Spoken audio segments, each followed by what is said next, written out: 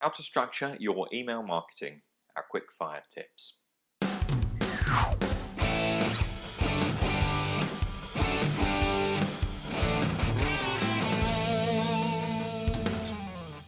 Imagine this, you've been told by your boss that you need to get into and are responsible for your company's email marketing.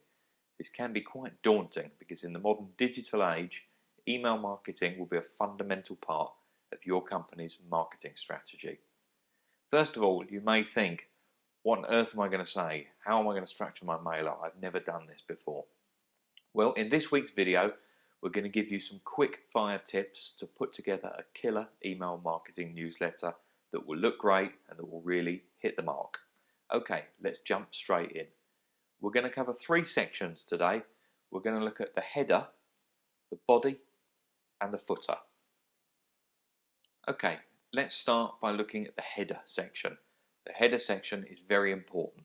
This sets the tone of your mailer and it helps to spark your viewers' interest. If the header section doesn't grab them, then they won't go on to read the rest of it. Okay, in the header section there are 2 main points to consider. Who is the mailer from? And why should I read your mailer? Who is the mailer from? Whilst this is quite a simple one, there are quite a few conventions that we'll need to have a look at in order to conform to what your viewer will be expecting to see. The first one is the logo. The logo is generally always placed in the top left-hand corner. When your viewers are looking at the internet or other mailers, this is where they'll be expecting to see your logo. If you look at websites from eBay, Amazon, YouTube, etc., the company logo is always in the top left section here.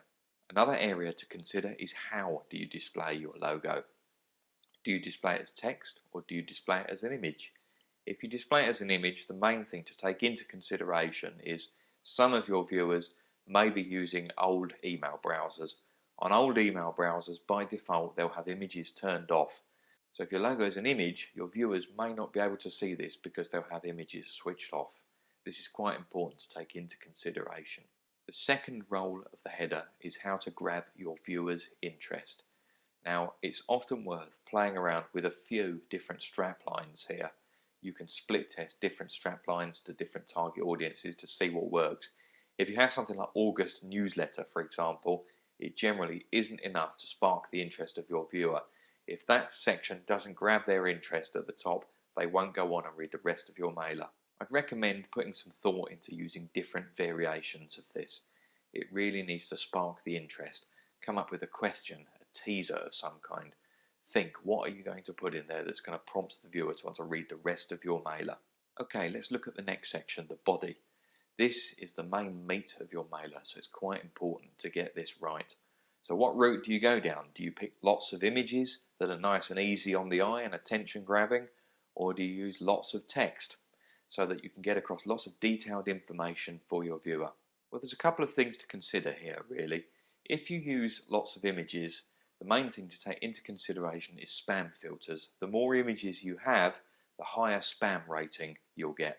And your recipient's spam filter may put your great looking image heavy mailer straight into the junk box. The next area to look at is text. How much text should you use? Nowadays, people don't really want to see big walls of text. People are scared and intimidated by this. And when your emailer lands in your recipient's inbox, generally they have a fairly short span of attention. If they look at something and it's asking for a lot of their time, i.e. a big bank of text, typically they may not read it. Now, depending on the purpose of your mailer, your body content may vary, but we would recommend what we call the rule of 3. Have 3 clear pieces of information inside the body of your mailer. Have an image block and a piece of text, and then exactly the same underneath it and underneath it again.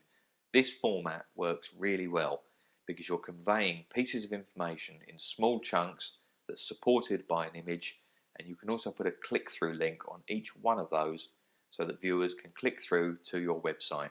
So when putting together your 3 blocks, make them nice and clear, well spaced and easy to read. Nice and easy on the eye. This makes the time commitment for your viewer a lot smaller and therefore they're more likely to read it. Okay, the footer. This is the final part of your emailer, but equally as important as the other 2. The main thing here is keep everything brief and concise. in this section we're going to put our contact details.